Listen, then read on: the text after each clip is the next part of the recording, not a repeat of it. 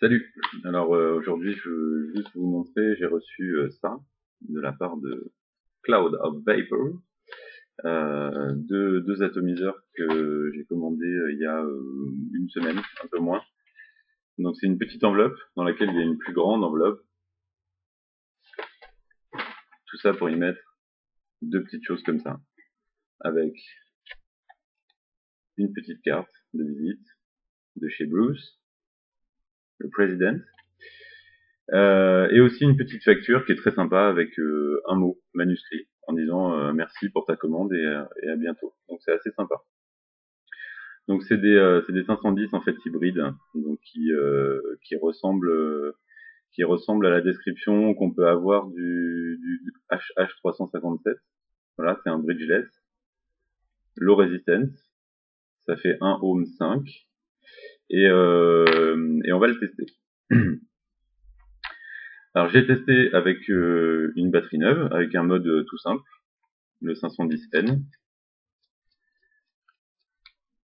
et avec du liquide American. Voilà.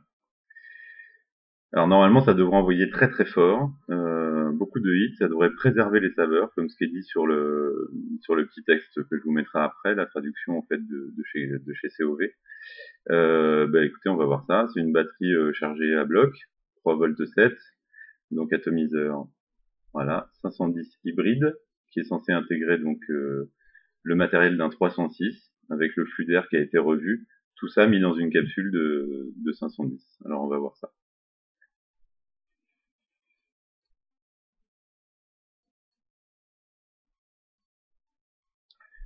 Et ben ça marche pas mal, ça marche même très très bien. Je veux pas vous mentir, j'ai déjà utilisé, j'ai utilisé dès que j'ai déballé de l'enveloppe, donc j'ai déjà mis quelques gouttes de liquide dedans. Il y a pas de rodage, il n'y a pas de rodage nécessaire. De toute façon, il n'y a pas de pont au-dessus de la mèche, donc le liquide est directement en contact de la petite mèche. Après, pour moi, à l'étude, c'est un bridgeless classique, quoi. Il y a rien d'extraordinaire dans le fonctionnement, si ce n'est effectivement le flux d'air qui est très bon.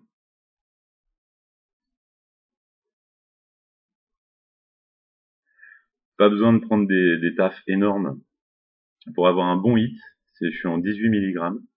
Il y a vraiment un bon hit, mais qui reste assez doux, qui pique pas la gorge. Ça brûle pas comme sur un 510. Parfois, on a des Atto LR 510 qui sont très puissants et qui très vite brûlent le produit, donc ils font un goût très désagréable et piquant dans la gorge. Là, pour l'instant, c'est pas le cas. Il faut surtout bien l'alimenter. Le volume de vapeur,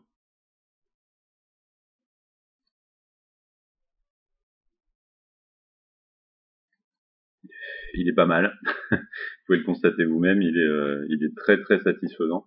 Donc le débit d'air maintenant, on va en rajouter un peu pour le gaver, parce que c'est vrai que l'inconvénient de certains Atto, même dans une même marque, dans une même série, certains fuient un peu et glougoutent très rapidement.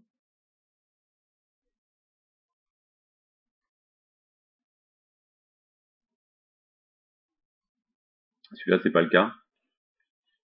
Il aspire un peu à vide, et c'est vrai que bon, si on y fait gaffe, il faut pas non plus y mettre 15 gouttes, mais si on y fait gaffe, c'est très correct. Il n'y a pas de bruit, il n'y a pas de liquide qui s'échappe en tout cas.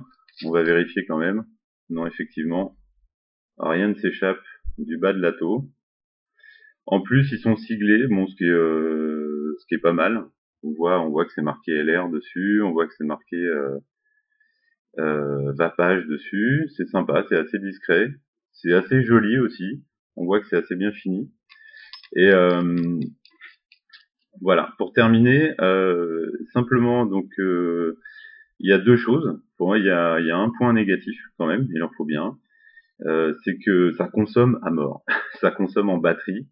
Ça vous pompe une batterie, là c'est des 18 650, donc qui ont quand même une très très bonne autonomie. A priori, celles-ci font plus de 2000 milliampères, enfin c'est ce qui est marqué dessus.